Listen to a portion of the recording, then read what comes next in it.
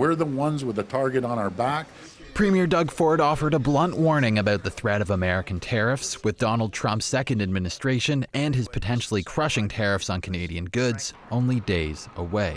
I was getting numbers yesterday from the ministries.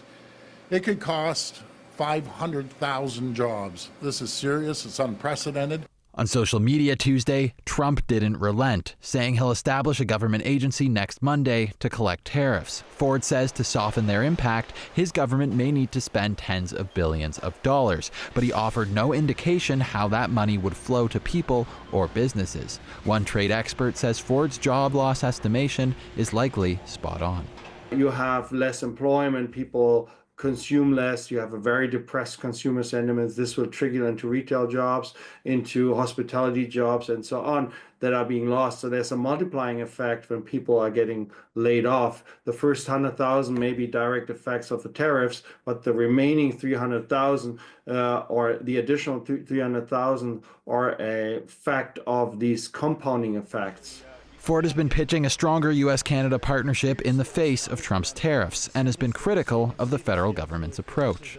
The federal government, I have to say, I'm going to be blunt, they need to get their act together. But changed his tune after meeting with Federal Finance Minister Dominic LeBlanc. I was talking about the border, security, and Minister LeBlanc laid out the plan. It's a fabulous plan. Let's get out there and tell the people of Canada they've worked hard on it. So what I said this morning after seeing the plan, it's a solid plan.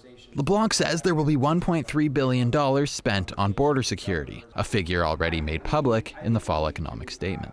To give the RCMP and CBSA things like high-range drones, long-range drones, surveillance towers, 80 new canine units to search fentanyl at the border, a sort of joint air command that will include new, pretty visible helicopters for the RCMP.